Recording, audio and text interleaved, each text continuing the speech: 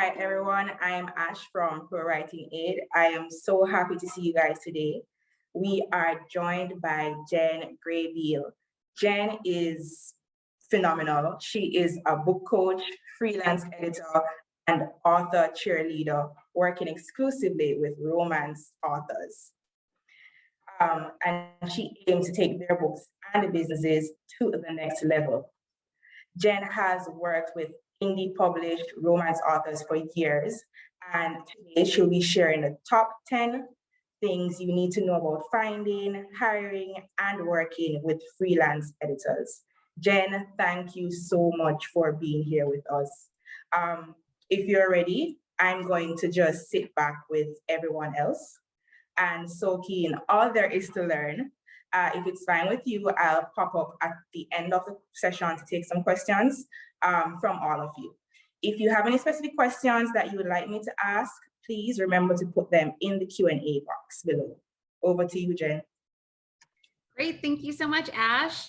Oh gosh, it has been fantastic to watch you guys tell me where you are from all over the place and in a few different countries. And I love that because one of the things that I really enjoy is romance novels, as you can well imagine.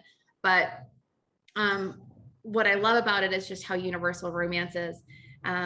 All over the world, people fall in love, and it's fantastic to see that there are so many people excited to be writing romance stories. So I'm so glad you guys are here with me. We're going to take some time to learn about the indie author business and working with indie editors and really figuring out how you can take your business to the next level. So thank you so much for being here today.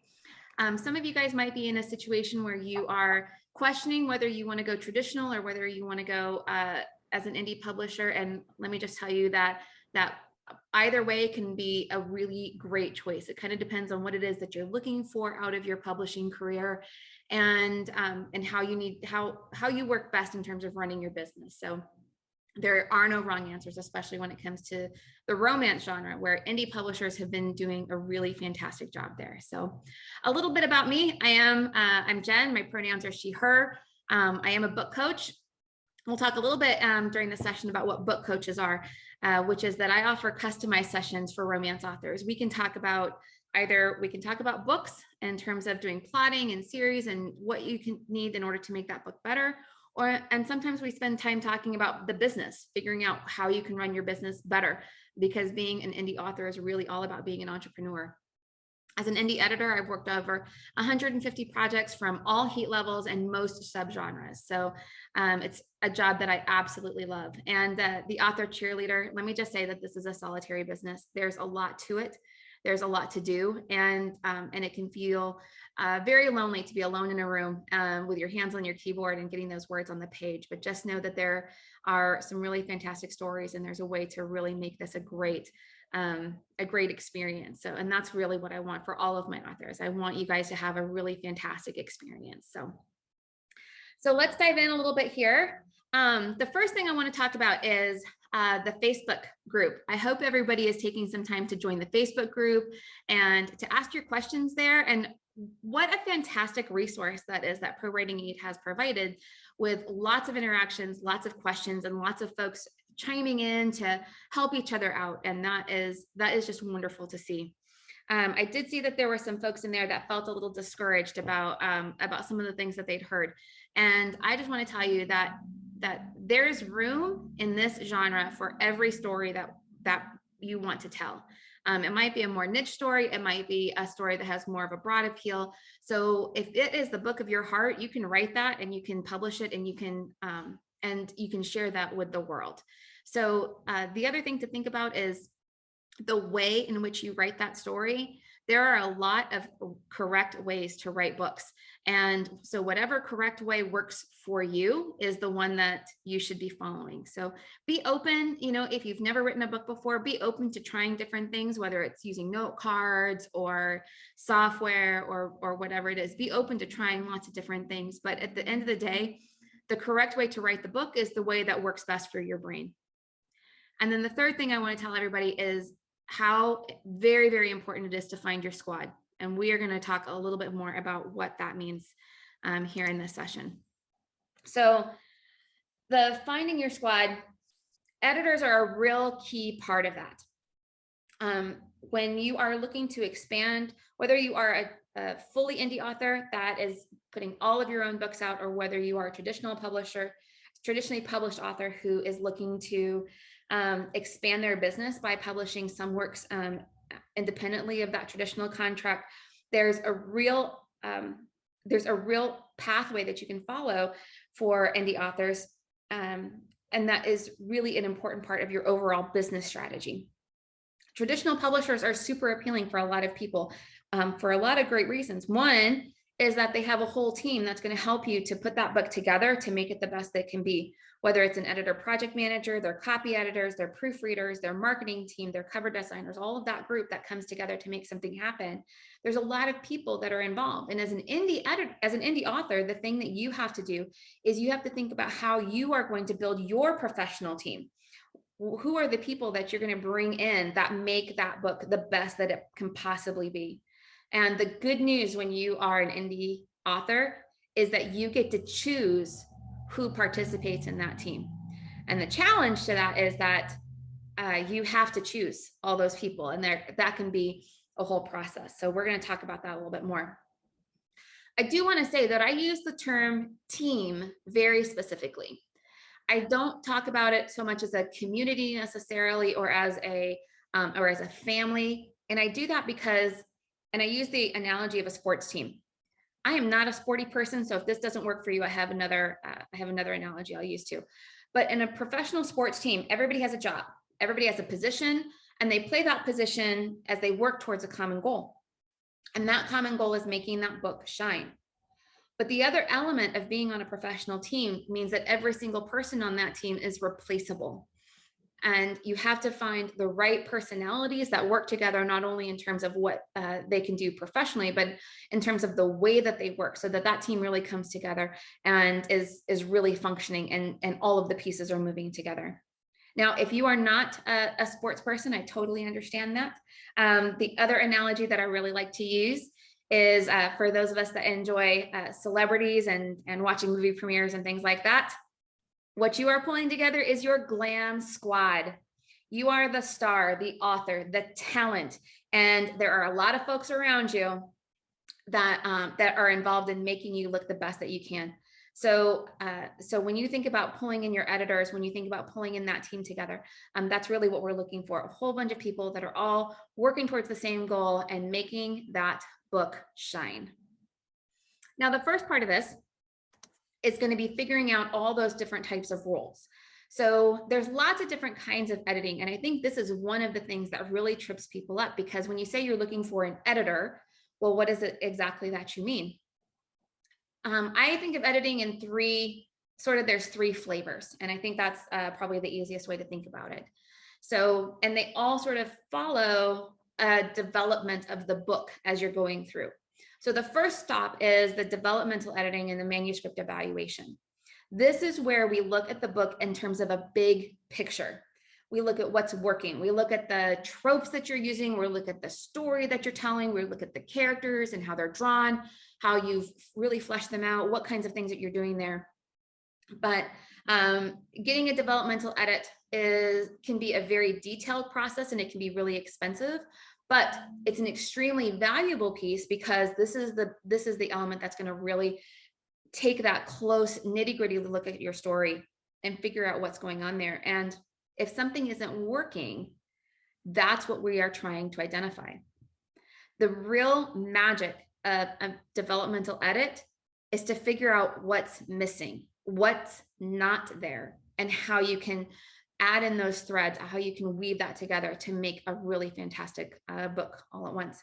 There's a couple different ways to go about this. Like I said, a developmental edit, that tends to be a very detailed, very specific look at all of the different elements and looking at what's happening there and how they're working together. Personally, what I do is I offer what's called a manuscript evaluation. I do that because it's a smaller output. A developmental edit can end up with like a 30-page letter that's written about all the different elements of the book, from the characters to the setting to the craft of writing. The manuscript evaluation that I do for romance novels tends to be much shorter, tends to be in the 5-page range. And what I found is that my authors are much better to take that feedback and really incorporate it into something that's a little bit better. So I offer that as something that's a little bit less expensive than what you would find in a developmental edit. So there's a lot of different options that you have available to you. I also have a couple clients that come to me as a book coach, and we use our coaching sessions to do that developmental process, where I read part of the book and then we talk about it and we work through it.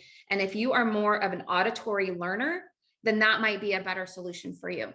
So just know that there are options out there. Like I said before, there's no wrong way to write a book.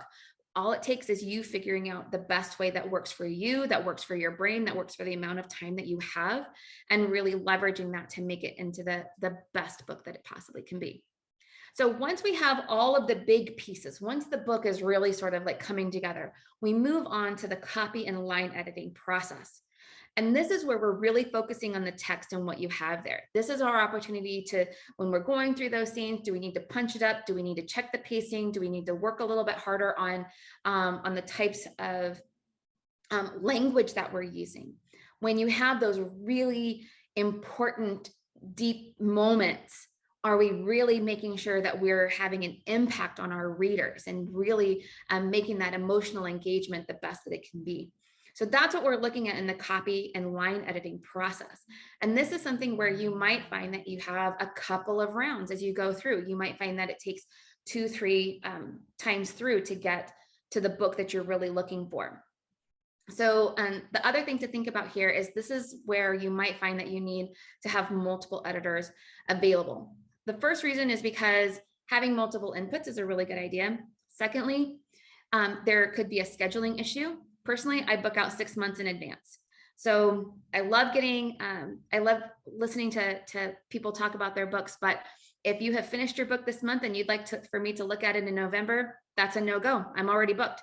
So making sure that you have some other folks that are able to work within your timeline, that's a great thing to be able to have, so that you know that you have multiple people that you trust to give you input on your work. The other reason that it's good to have multiple editors is that you may find that when somebody has done a review, we can only look at it a couple of times. So one round of editing with me, I'm going to read that manuscript cover to cover at least twice, maybe 3 times, all the way through. And there are paragraphs and there are scenes that I'm going to read over an additional 2, 3, 4 times. And I do that so that I get a real clear picture of the book. I know exactly what's going on and I know where those issues and problems are. And if we have an issue that has happened in chapter 3 and then it gets resolved in chapter 8, trying to think about whether that, how that works. However, by the time I've done 2 rounds, that means I've read that book probably 6 times, which means that I'm not going to be able to necessarily pick up on some of the more minute details, like a missing word or a typo, and that's gonna affect your end product. So you want to think about having editors that'll go through it a couple of times on their own, and then moving on to somebody else and doing the next couple of rounds, if that's what the manuscript needs. Not all manuscripts need that many reviews, and that's perfectly fine as well. Once you've gotten through your line edits, your book is in fantastic shape. It is the best book that you are ready to put out, and you are ready to click publish. Before you click publish, that's when you get a proofread. A proofread is looking at, for all of the typos, making sure all those commas are in the right place, making sure that it's all in there. So that is the final step. And sometimes there's some confusion. I've heard people talk about getting multiple proofreads, and that's really not what that process should be. Your final proofread is your last step before you click publish. And once you get to that point, a really good idea for you guys to do is to make sure you're including your front and your back matter with that final proofread.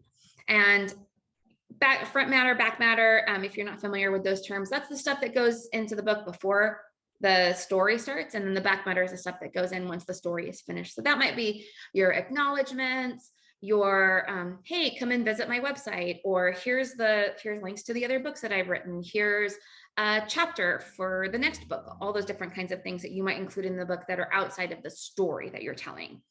So if you include your front and back matter, then your proofreader can go through all of that for you and make sure everything looks perfect. Okay. Now, when I say perfect, I don't actually mean like perfect, there will be zero problems. And the reason I want to point that out is that I have read many traditionally published books that have typos. It is a fact of life. And so you should have very, very few typos, but just know that chances are really good in a 300-page book that even after multiple rounds of editing, there's still going to be that one comma that just will not go in the right place. Okay, so just know that that's just a fact of life. Now, if you are an indie editor, or excuse me, if you are an indie author, you know that all of these rounds of edits and all of this input is going to cost money. And that is a fact, that is another fact of life. This is a process where we have to, you front the cost and you pay out of pocket to start off with. And this is another benefit of having a traditional contract, because a traditional publisher will pay for all of that stuff. There's pros and cons. Like I said, it really depends on how you want to run your business. But if you are looking for some low cost and free options, that's definitely out there for you. One of the things to keep in mind when you are looking at that is you might find some critique partners that are able to give you feedback that is helpful. You might find friends and family members that are able to give you the feedback that you're looking for.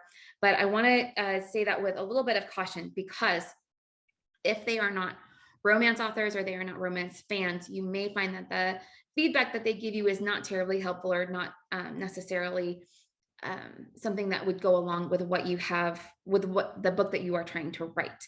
So keep that in mind, especially if they are readers of other kinds of genres. So just be cautious when you are seeking those other options. You might find the other thing to keep in mind, especially if you are a new author. If you are a new author, you are probably still in the process of discovering your author voice. And that is something very precious that you have to protect. There are folks out there who will read a book and they would like to change the language to be more formal or to, follow the rules that they learned in school. And there's a lot of great things about rules. However, when we are writing fiction, it's really important to protect your author voice and to not make changes that really affect that voice. So keep that in mind as you are taking feedback, and only use the stuff that feels right to you. But if you feel in your gut that that's not the right advice for you and that's not the right direction for you, you can say no. It's really okay, especially if they gave you edits for free. With thinking about how edits work and getting that feedback from various sources, like I said before, you want to make sure that you are working with people that have a love for the romance genre, a love for the romance genre. The reality is that there are a lot of people out there that do not respect the work and the talent that is involved in writing a romance. Don't listen to those people. They're haters. We're going to shake them off. Okay. These people do not belong in your squad. Romance is a huge genre. It has lots of different kinds of stories in it.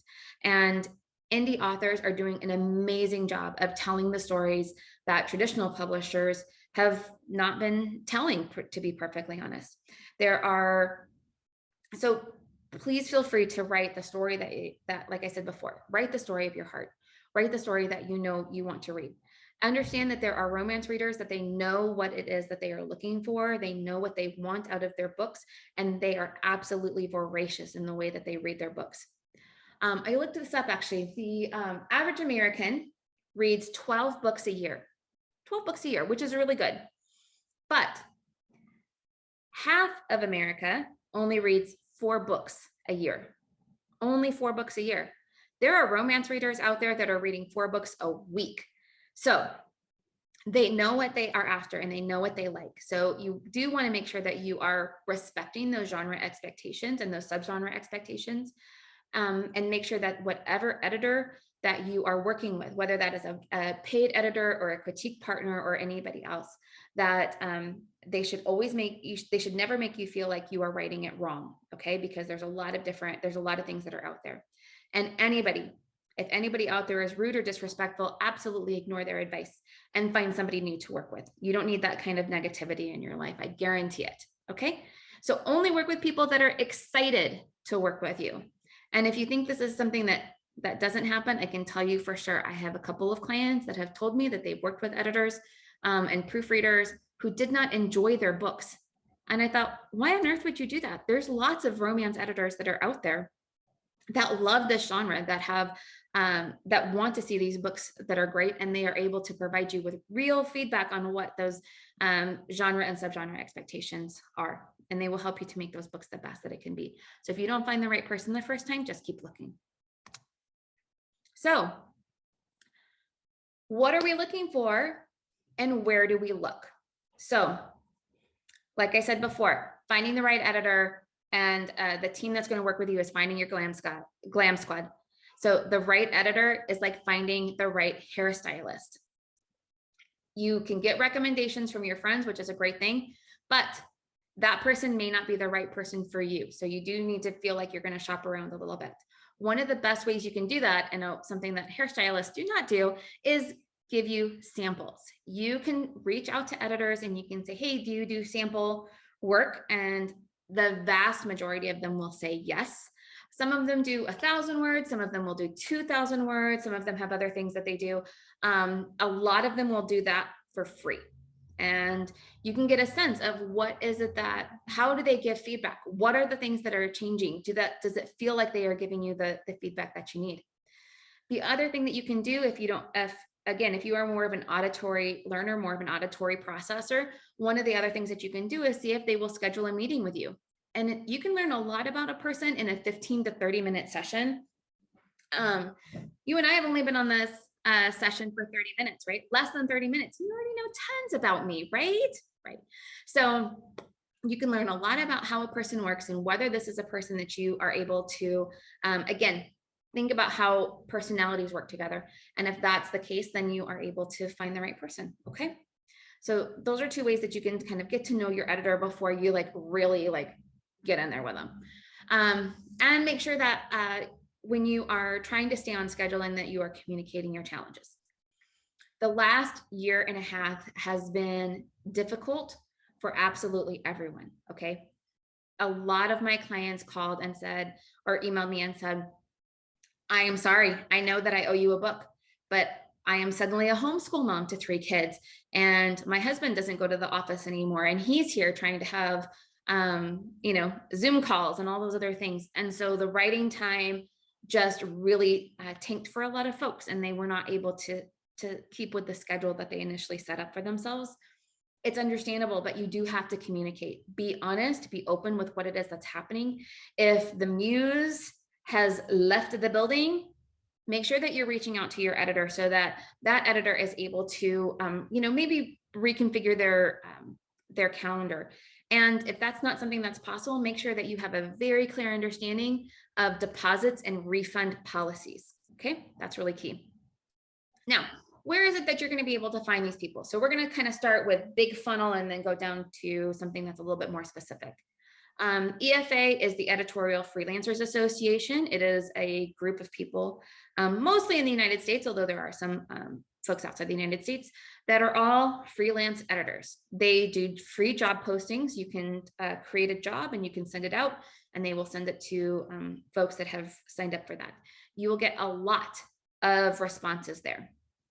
Readsy is specifically for people that are writing books. EFA is much more general. The EFA has academic editors and nonfiction editors and lots of other kinds of editors in there. So you can be, when you do that job posting, you can be pretty specific about what it is that you're looking for. Just know that it might be going out to a lot of people that are not necessarily the right editor for you. Readsy, you can be a lot more specific. It's a website where editors can register, and you run your project through them. So you feel if that's something that is important to you, to kind of feel like there's a third party involved in working with this editor, that's something that you can do. Readsy also will review an editor before they put them on the list. So they have checked their credentials, if you will. So that might be something that you find helpful and a little bit more safe for you. Google is the other way that you can do it. You can just Google romance editor and see what comes up. That's definitely an option. RWA has a page called Writer Services on their website. That's rwa.org. And you do not have to be a member of RWA to be able to see the list of writer services. what's nice about that is that these are all service providers, editors, cover designers, there's a few other things on there that have paid. This is a paid ad, and they are specifically looking for romance author clients. Like I said before, there's a lot of folks out there that are not interested in looking and working with romance, or they don't respect romance in the way that they should, because romance is awesome. But also, you want to make sure that you are working with someone. If you are somebody who writes sex scenes, for example, you want to make sure that you are working with an editor who is going to read every word of that sex scene, that is going to say, is this consistent with the type of character? Is this the type of sex that that character will be having? Does all of this sort of go together? Is this a good spot in the story for where that sex scene needs to go, or should we move it, right? You want somebody who's going to think about those scenes critically, and not everybody can do that. There's a lot of people that just skip over those sex scenes. So if you are writing open door sex scenes, if you are writing anything that has a graphic nature to it, you want to make sure that you are working with somebody who understands that. One of the ways that you can find that is if you have author friends that are writing in similar genres for what you are. And romance is sort of the bigger genre, but we know that there's all these subgenres that are available. Certainly there's historical, there's contemporary, there's sci-fi, there's all these other things that you can find. So you want to make sure that if you have friends that are in those niche markets, then making sure that you get recommendations from there. If you don't have author friends, we need to work on that, separate problem.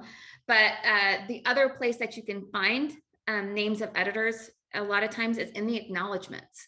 So read a book that's in your genre and see if especially an indie author, and as you get towards the end, a lot of times there's an acknowledgement section where they will thank their editor for helping them out with their book. Those are the kinds of things that where you might be able to find those editors and reach out to them. You want to reach out to a few of them, like I said, get to know them a little bit, interview them to the extent that you feel comfortable interviewing them, and then see where you can go from there. You want to start searching before you need somebody. Okay, like I said before, I book out 6 months in advance. Other folks do not book out 6 months in advance. That's not, it's not terribly important to know that, but there are a lot of reasons why you may not be able to get the person that you're looking for. So if you are in the process of writing a book and you haven't finished it yet, you may feel weird about trying to get on somebody's schedule, but it's all sort of a balance, right? You want to think the overall timeline in terms of how you can reach out to that person, giving yourself time to find the right editor, get on their calendar, finish your book, all of that in time for you to be able to publish it on whatever schedule it is that you're looking for. So the nice thing as an indie author is that you're the person who sets that schedule. You are the person who picks all those dates, and being able to manage that is a really important process. Okay. Like I said before, if things change, make sure that you are communicating with those editors and give them a chance to sort of fill the schedule if you're not able to make your commitment. Okay. Fantastic.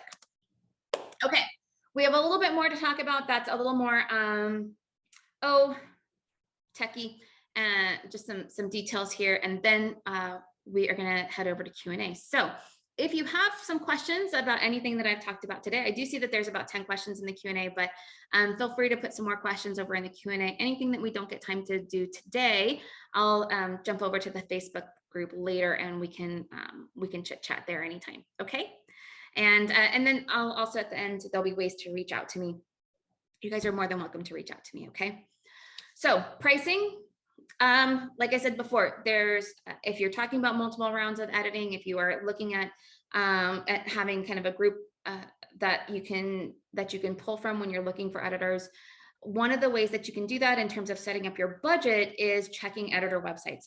Lots of editors post their prices right on the website. A lot of us use just a word count number. So if you have a 60,000 word book and the editor is charging 0.015 cents per word, it's very simple math. This times that equals that's the price that you're going to pay.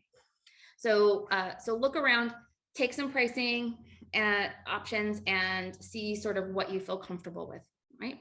Prices do vary by genre, and by genre, I do mean like if you're in the romance world, versus if you're writing in sci-fis and thrillers, if you're writing nonfiction, those kinds of things, you will find that prices vary pretty significantly. So when you are doing your pricing comparisons, make sure that you're looking at romance editors to do that comparison.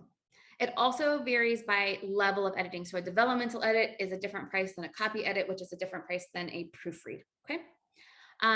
Editors, once you have done all of that work and your book is in a particular place and you say, I am ready for a copy edit, and you send it off to the editor may come back to you and say, this book is not ready for copy edits. This book is in need of developmental edits, okay?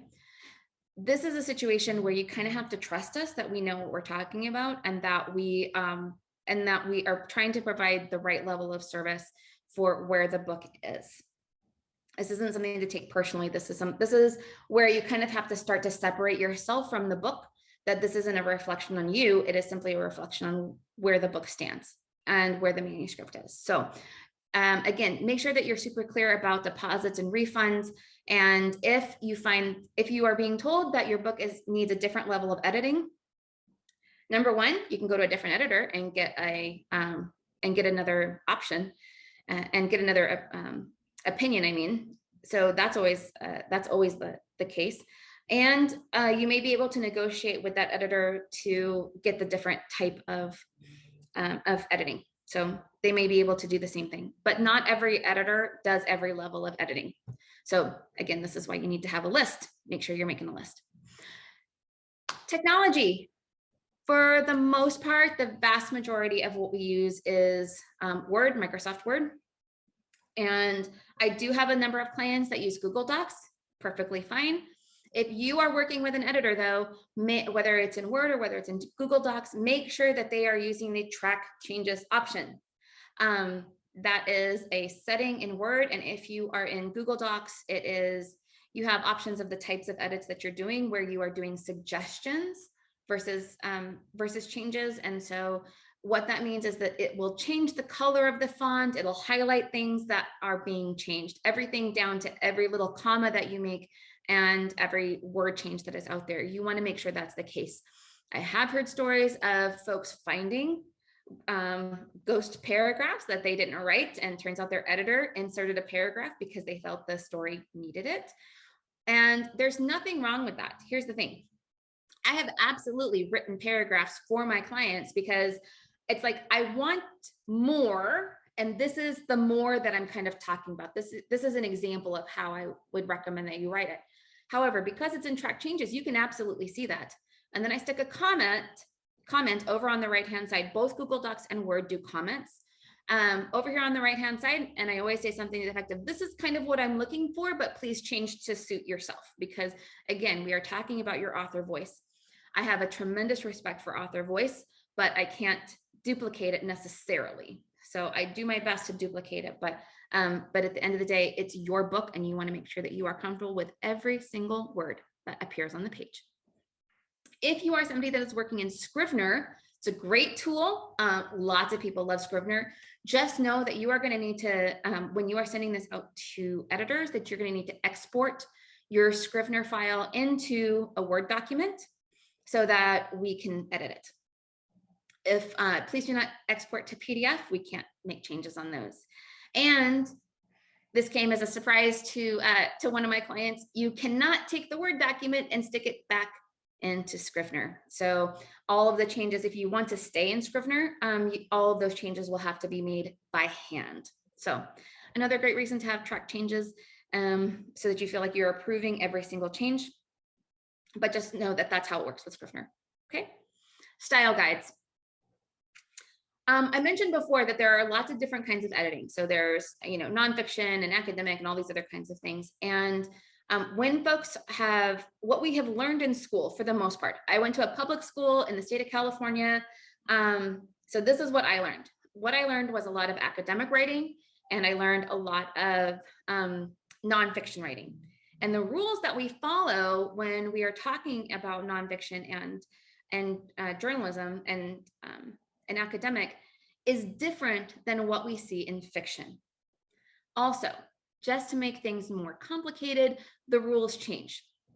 About every year, there's little small changes that happen to grammar and punctuation rules. Isn't that fun? Yeah, it's super fun. So I have a subscription to Chicago Manual of Style. I go in there all the time when I'm copy editing a book, and make sure that I check about what things should look like and how they should be referred to. So just know that that's part of the case. So if something is changing and you're like, oh, well, that's not how I learned it in school, that could be the case. You are absolutely welcome to question absolutely anything, but just know that when you are getting feedback sometimes from outside readers who may not be a professional editor, which is a valid way to get feedback, but they may be giving you feedback, especially with punctuation and style, that is more academic than it is fiction. Okay, so keep that in mind. When we are curious about how things are spelled, we use Merriam-Webster. It's not the only dictionary in the world, it's just the one that I use.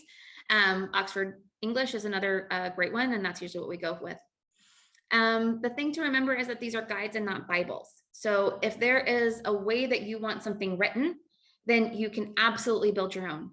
If you are writing in the paranormal world, sci-fi, time travel, vampires, magic systems of any kind, world building that needs to happen in terms of spaceships or other planets or alternate realities, or you're operating in a multiverse, whatever it is, there are definitely rules that you can set, and we want to be able to apply those rules consistently.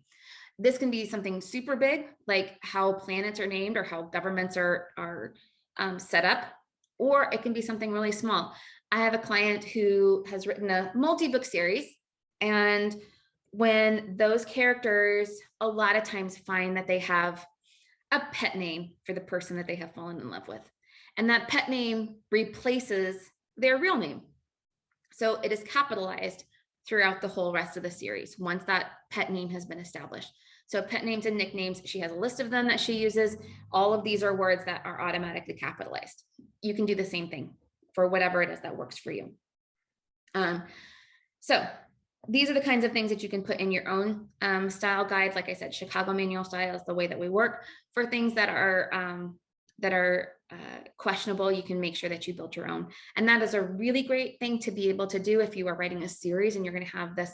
You can always add to it and have really specific things that you want captured. So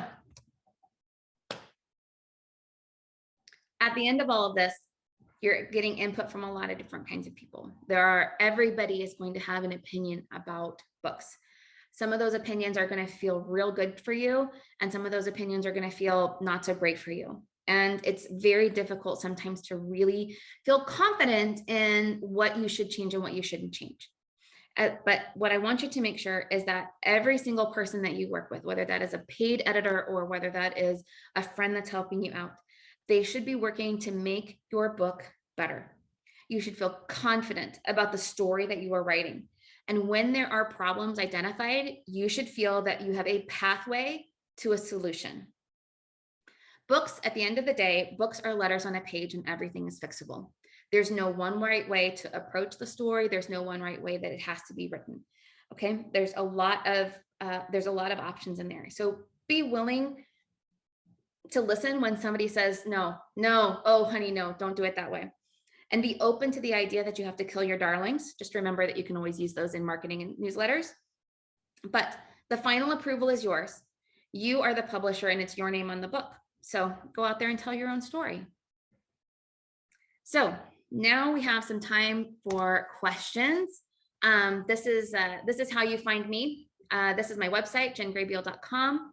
On my website, there is a newsletter sign up. You can sign up for a newsletter. I don't send a whole lot of those, so I try to keep them very meaningful when they do go out. I also run the romance author community on Clubhouse. If you haven't joined Clubhouse yet, it's a great spot for live conversations. I'm there on Wednesdays at 11 a.m. Pacific time. And so we just did that today, a couple hours ago. We just have a nice discussion about what's going on with romance authors. It's an opportunity for us to support each other and have a little fun. And you can always follow me on Instagram at Jen the Editor. So that's me. Ash, do we have some questions in the Q&A box? Oh, Ash, you're on mute. I can't hear you. Sorry about that. Oh, that's yes, great. Jen. That's all right. Yes, Jen, we have a whole bunch, so let's see how much we can get through in the next 15 minutes. The first one, what should writers look for when they get their sample edits back? So what you're looking for, if you have a copy edit that you've gotten back, is what kinds of things has the copy editor changed? So if they've moved your commas around, or they've made some suggestions in terms of changing the text, do you feel like the changes that they have made are improvements, or do you feel that they changed it for the sake of changing it? So it's a little bit of a gut feeling when you feel like, oh, this is good. Yes, that's that's a much better feeling, versus no, this is what I meant to write. This is how I want it. And you're going to be able to feel that in your gut. Okay, great. Paulette wants to know, should you wait until after you've done your second and third drafts before you send it to an editor? So that depends on a lot on how you write. So I do think that there's such a thing as over editing yourself, and you really want to be cautious about that.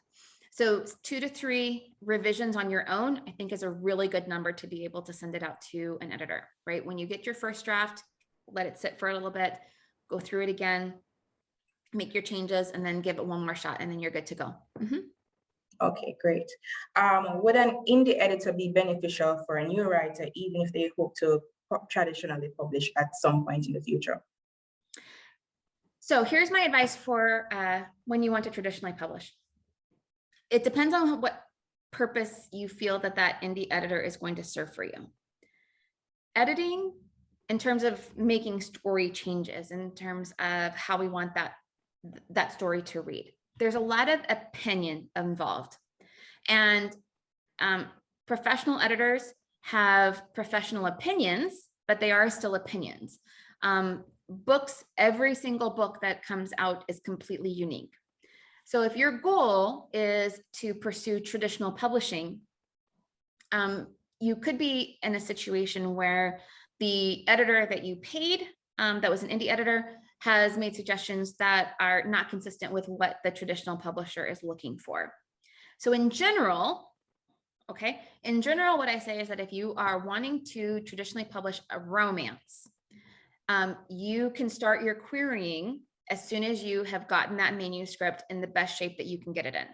Okay, so again, thinking about that 2, maybe 3 times through the manuscript, making it the best that you can. At that point, you are ready to start querying agents and start querying publishers. What is unique about the romance field is that there are a lot of romance publishers out there that do not require representation for their authors. I do like when people have agents, but it's not necessary. So you can go right today to the Harlequin website and do a submission right there, and it will get read. Now, if that's what you want to do, just know that that is a process that takes weeks to months before you start hearing some feedback. So there's a lot of things that you can do sort of all at the same time. Does that make sense? You can be in the process of querying. You can be in the process of revising your story. You can be in the process of figuring out and of looking for indie editors and deciding if that's the direction that you want to go. A lot of people get rejections from publishers. You might reach out to 6 publishers and get 6 rejections. You might reach out to 6 publishers and get what's called a request for partial or a request for full, meaning they want a few chapters versus they want the entire manuscript. These are great. These are great things. It feels really good when you get that. If you are getting rejections though, if you are getting rejections and your rejections are either very general, you're not sure what they're looking for, they are revise and resubmit, that's another type of rejection that some people get, and you feel like you're not hitting what it is that you want to hit, that is a really good time to reach out to an editor or to a book coach and work with them to figure out what is it about this book that is not hitting the notes that this is looking for. Each individual publisher has their own sort of, thing that they're looking for. And it might just be a simple situation where they have more than enough. They may have enough authors that are writing cowboy stories. They may have enough authors that are writing Regency stories. And so regardless of how great your Regency or your cowboy book is, they are not going to be interested and you're going to get a rejection. So it's not always a reflection on you or on the book. It may just be a reflection of what their backlog looks like and what it is that they're looking to fill in. So I hope that helps. Some pretty good advice. Another question that we have is, how do you find an editor that shares your vision and that you really mesh well with? So I like to talk to my new clients. I find that is a lot of times I can hear what it is that they are excited about, what about their story is working for them and what they are hoping to accomplish. I can also learn a little bit about their lives and about how they work.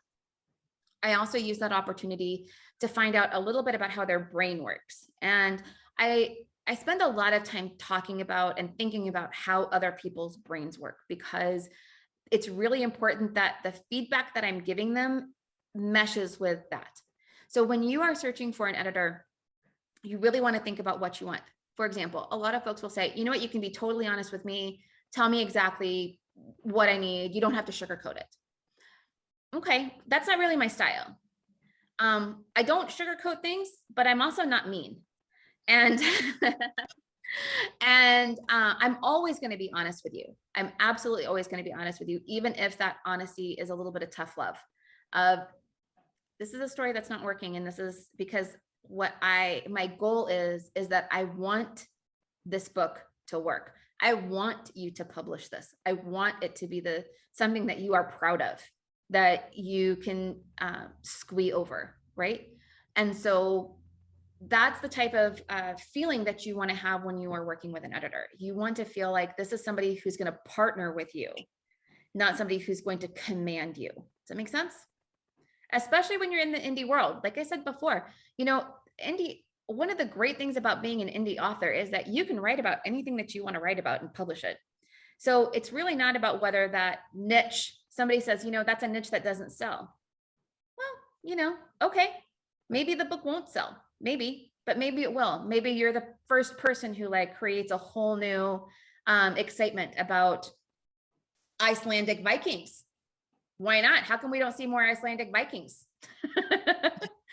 If anybody's been watching, there's a Ragnarok television show that we've been watching on Netflix. I think it's Netflix. Yeah. Why aren't there more Icelandic Vikings out there? Heard it here first, folks. Okay, that's pretty good. A few persons have been asking this question.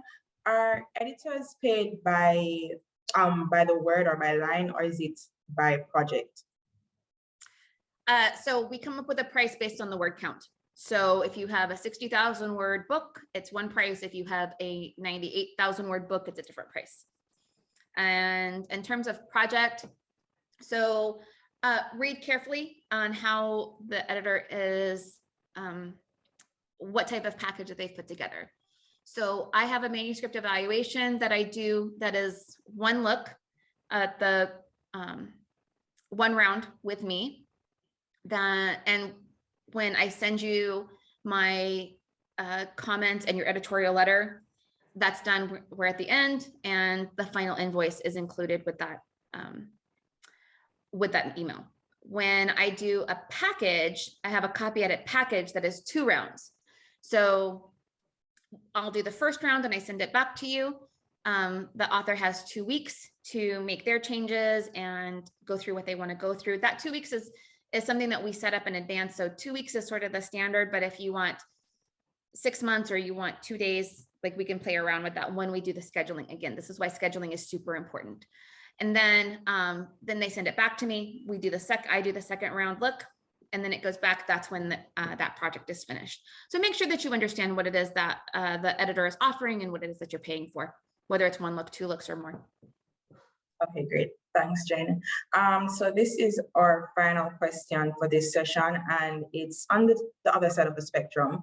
So they are new to the editing game, and they want to know how they can find clients looking for quality editing at a low rate so that they can grow their experience. Sure. So what I did is I joined my local RWA chapter. If you don't have an RWA chapter near you, search for romance writing chapters. There are lots of them out there. Some groups that have left RWA, some are still in RWA, but there's lots of different ways to find them. They might be online. Contemporary Romance Writers is a chapter that's online. The Beaumont is an online chapter. FF&P, Fantasy, something, and Paranormal. I can't remember what the other F stands for, but there's a lot of online chapters that are available, and which is also great for any authors. Most chapters offer workshops at least one a month. Contemporary Romance Writers right now, I think, is offering 4 this month. If you write romantic suspense, the Kiss of Death chapter is offering 2 or 3 workshops every month that are all online that you can take. And in those chapters, what I've done is I've reached out to the members of the chapter, follow the rules, always follow the rules, and really make myself available as a resource. So I did things like I was the newsletter editor, I've been the website editor, things like that. And whenever somebody wanted to talk about their book, I was right there to talk about their book. I went to conferences and talked to authors in person and chatted with them about what they were doing and why they were doing it, where they were struggling and what aspects were difficult for them, and tried to figure out what it is that I could do in order to make that better for them. There's also and this is good for everybody else too, there's a Facebook group called Romance Editor Q&A that you can join. It's for authors and editors. And every month they do a listing of everybody that has openings available. So on the 1st of the month, or right about the 1st of the month, they'll say, hey, this is your opportunity editors to list your name and your services. And you can go back month after month after month. You can go back and see how many folks are listed there. Sometimes there's as many as 20, sometimes there's as many as 50 people that are listed there that have, 50 might be a little bit high, but there's all kinds of different services that are being offered. So Romance Editor Q&A is the name of that Facebook group. And that's also, like the title suggests, if you have questions about writing a romance novel or getting it edited or where you should go from here, that's another opportunity for you to be able to ask those questions. Okay, great. Thanks, Jen. So Sure. That was truly an information-packed session. Thank you, Jen, so much for sharing these editing next steps and just overall advice. I'm sure everyone here really appreciates it. And of course, to our attendees, thank you all so much for joining. As mentioned, Jen will be joining us over on Facebook to answer any more questions that you have. So please, if you haven't already, be sure to join our Romance Writers Week. As always, you can find the replay to this session and any other sessions in the Romance Writers Week Hub. My colleague is dropping the links right now in the chat, so be sure to check that out. We hope you join us for our next sessions, and I will see all of you throughout the entirety of this week. So until next time, thank you guys for coming, and catch you next time. Fantastic. Hey, Ash, I have a question for you. Ash, if there's a whole bunch of questions that are in here, is it possible for me to get a copy of the questions that were asked? Sure, no problem. Oh, great, thank you.